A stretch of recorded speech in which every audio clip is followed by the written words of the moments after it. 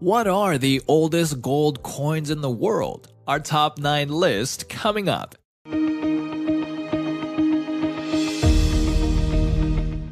Have you ever wondered what was the first coin ever made? What are the oldest gold coins in the world?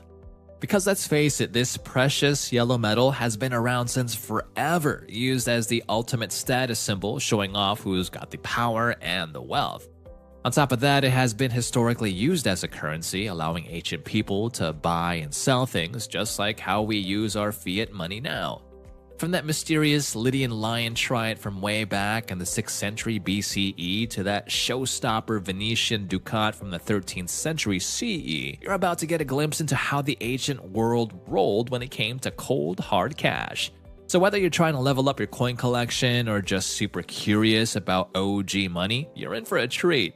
Buckle up as we hop into our time machine and reveal the top 9 oldest gold coins that ruled the ancient world. Without further ado, let's begin our journey back in time.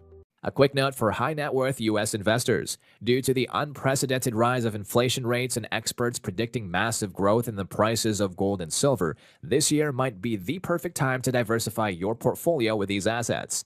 That's why we affiliated with Augusta Precious Metals, the #1 gold IRA company in 2022 and 2023 voted by Money Magazine. This company will help you turn a part of your retirement portfolio into precious metals 100% tax and penalty-free, and will also do 95% of the paperwork with you. For more information, check out the link in the description box below where you can grab Augusta's free Gold IRA guide, or you can simply call them at 833-989-1952, and their team will answer all your questions. That's 833-989-1952. Now, back to the topic at hand. Number 9. The Venetian Ducat. As its name implies, this relic originated from Venice.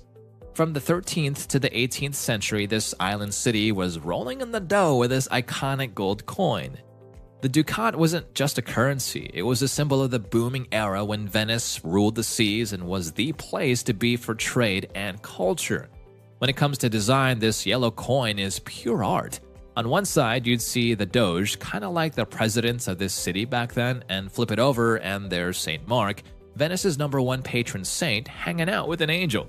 Talk about mixing politics and spirituality on a single coin. In any case, this coin was a big deal because its weight and purity were as reliable as they come. When you handed over a ducat in some medieval marketplace, everyone knew they were getting the real deal. No wonder it was the go-to coin for traders all over, boosting Venice's rep as the hotspot for global trade. So yeah, the ducat was the emblem of Venice's power, blessings, and its killer spot in the world trade game. Fun fact, Venice was like the OG of connecting the East and West, and this coin was the golden ticket that made it all happen. Number 8. The Abbasid Dinar. This was the coin during the grand times of the Abbasid Caliphate from 750 to 1258 CE. Imagine having one single coin that pretty much everybody trusts across a massive empire stretching from North Africa to Central Asia. Yep, that was the Abbasid Dinar for you. Now, design-wise, this coin kept things pretty straightforward. No fancy images, just sleek Arabic calligraphy. Why? Islamic tradition prefers to steer clear of depicting living beings on things like coins. What you would find, though, are Arabic inscriptions, including the Islamic declaration of faith and the name of the big boss, the Caliph. What made the Abbasid Dinar super cool was its reach. You could use it for trade not just within the empire, but even beyond. Being smack in the middle of major trade routes certainly gave it an edge. Beyond its economic role, this coin had some deep meanings. The inscriptions on it weren't just decorative, they reflected the empire's religious identity and the caliph's commitment to Islamic values. Every time someone held an Abbasid dinar, they were basically holding a piece of the empire's pride and faith. For anyone with a love for history or coin collecting, these dinars are like the Holy Grail. They're not just coins, they're stories, symbols, and a window into a glorious era. Number 7. Umayyad Dinar. So picture this, the Umayyad Caliphate, booming from 661 to 750 CE, decided they needed a coin to really make a mark. Enter the Umayyad Dinar. Not only was it a stellar coin, but it was also one of the earliest Islamic gold coins. This shiny relic wasn't just shiny, it was a big statement of the caliphate's power and its booming pockets.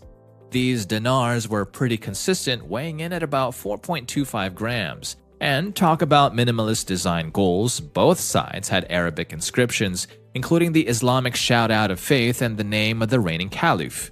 No images though. In line with Islamic tradition, they like to keep their coins living and being free. Now, this dinar wasn't just another coin in the collection, it was a game changer.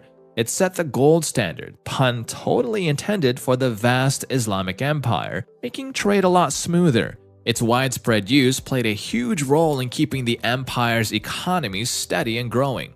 Number 6. Byzantine Solidus. Here's another interesting story. It's the early 4th century CE, and Emperor Constantine I is ruling the roost in the Byzantine Empire. He decides to roll out the Solidus, making it the go-to gold coin. This wasn't just any coin, it was the hallmark of stability and a symbol of we're in charge for the empire.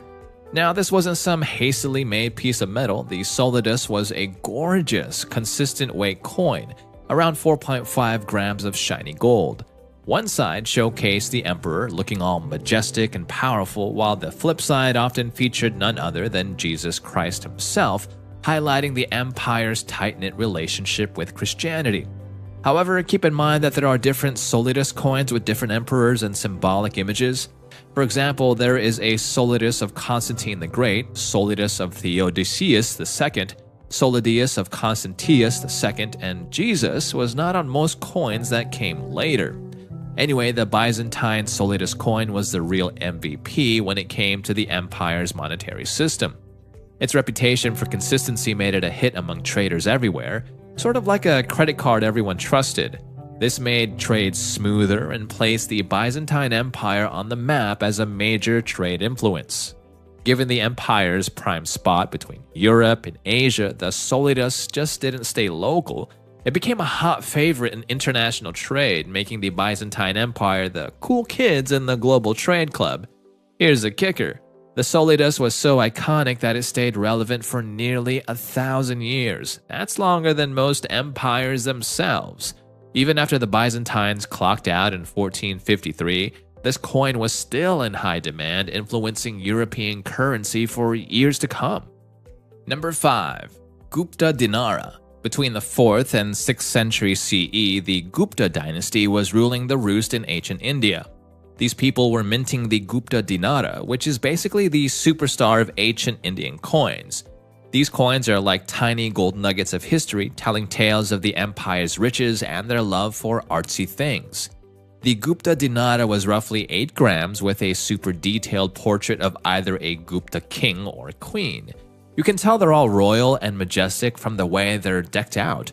Flip the coin and you've got some sacred symbols, maybe a deity or a special animal, giving a nod to their tight bond with Hinduism and other spiritual vibes.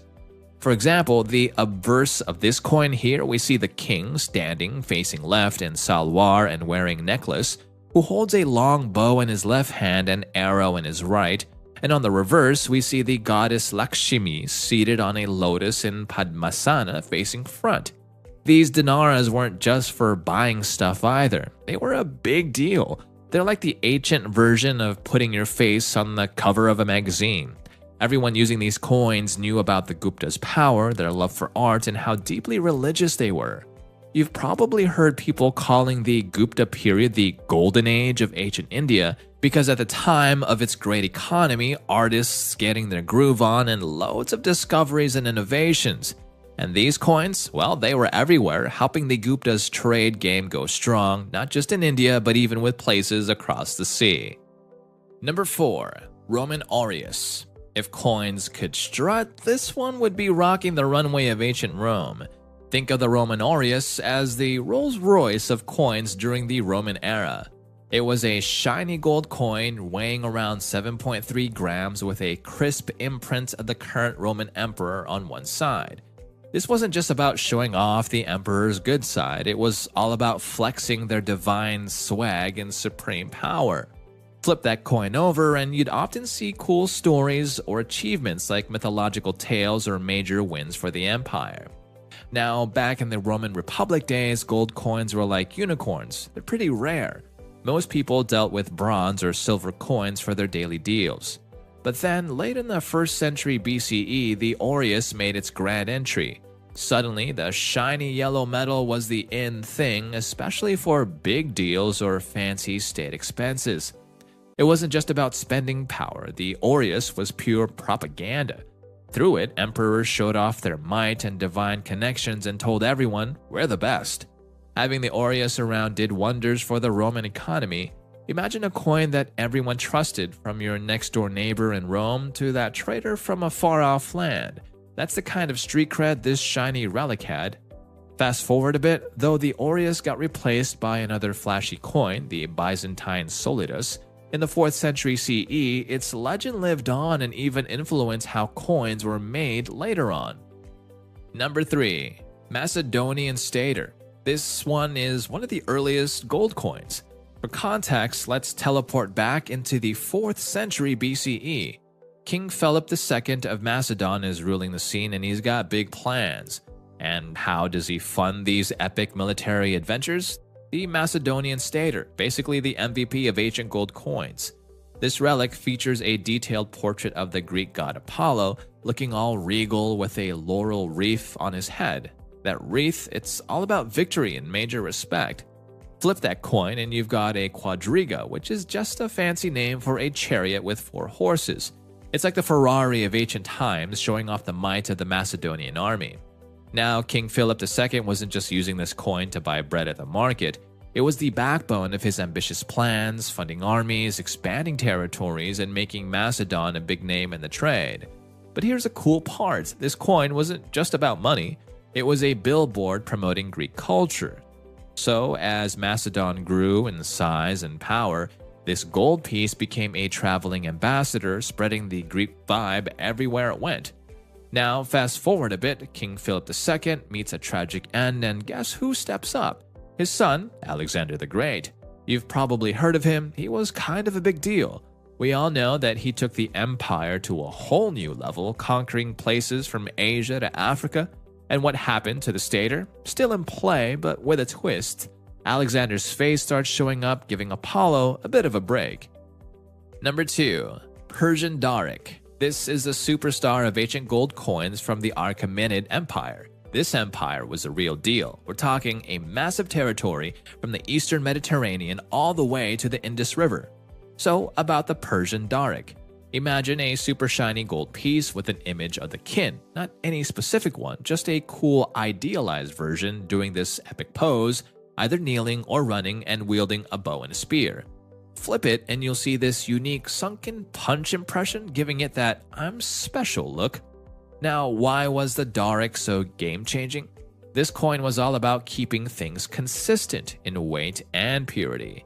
Basically, it was the ancient world's trusty currency for trading, so if you were in the empire or even outside of it, this was the go-to coin to make those transactions go smoothly.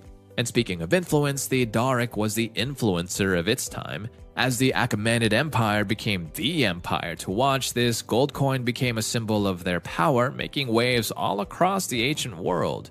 However, like all epic sagas, there was an endgame. Alexander the Great, that young conqueror, rolls in during the 4th century BCE, and the Achaemenid Empire becomes history. But the Persian Daric, its legendary status lives on. Future empires and kingdoms saw how amazing its concept was and adapted the idea for their own. Number 1. The Gold Stater of Croesus. This one is one of the oldest gold coins in the world that forever changed the precious metal game. Now we're heading back to the 6th century BCE with the reign of King Croesus of Lydia in present-day Turkey, who ushered in a new era when he struck the first gold coins in 550 BC. So if you wondered what was the first gold coin ever minted, then it's the Lydian lion trite.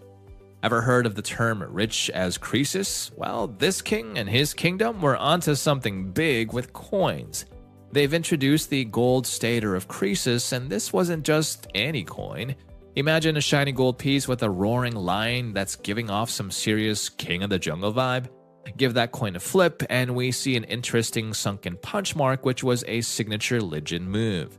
And guess what? This isn't just any coin, it's the stater, the iPhone of ancient coins. Before they came into the scene, trade was just bartering or swapping chunks of precious metals. There was no standard size, weight, or even purity.